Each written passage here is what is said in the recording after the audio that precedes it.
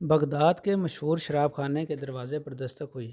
شراب خانے کے مالک نے نشے میں دھت ننگے پاؤں لڑکھڑاتے ہوئے دروازہ کھولا تو اس کے سامنے سادہ لباس میں ایک پروقار شخص کھڑا تھا۔ مالک نے اکتائے لہجے میں کہا، معذرت چاہتا ہوں، سب ملازم جا چکے ہیں، یہ شراب خانہ بند کرنے کا وقت ہے، آپ کل آئیے گا۔ اس سے پہلے کہ مالک پلٹتا، اجنبی نے اس کے کندھے پر ہاتھ رکھ کر کہا، مجھے بشر بن حارث سے ملنا ہے، اس کے نام بہت اہم پیغام ہے۔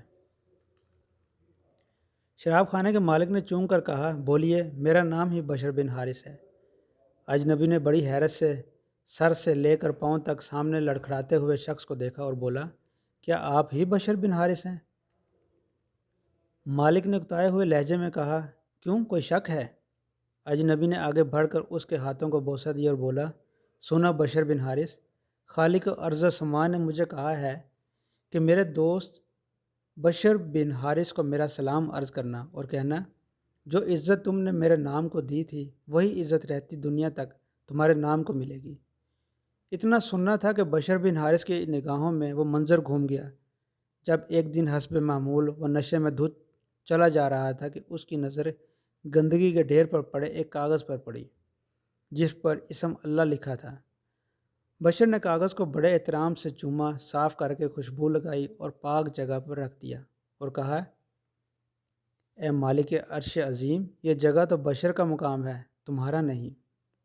بس یہی ادا بشر بن حارث کو بشر حافی رحمۃ اللہ علیہ بنا گئی۔ جس وقت آپ کو یہ پیغام ملا، آپ اس وقت ننگے پاؤں تھے اور پھر آپ نے ساری زندگی ننگے پاؤں گزار دی۔ آپ جن گلیوں سے گزرتے تھے، ان گلیوں میں چپائے بھی پیشاب نہیں کرتے تھے کہ آپ کے پاؤں گندے نہ ہوں۔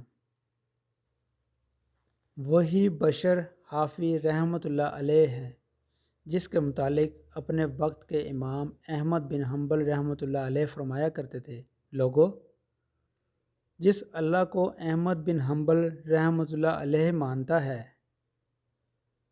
بشر حافی رحمۃ اللہ علیہ اسے پہچانتا ہے۔ دوستو، آپ بھی کوشش کریں کہ کہیں اخبار یا کاغذ کے کسی ٹکڑے پر اللہ پاک یا نبی پاک حضرت محمد مصطفیٰ صلی اللہ علیہ وسلم یا مقدس ہستیوں کا نام نظر آئے تو اسے کسی پاک جگہ پر رکھ دیا کریں۔ شکریہ۔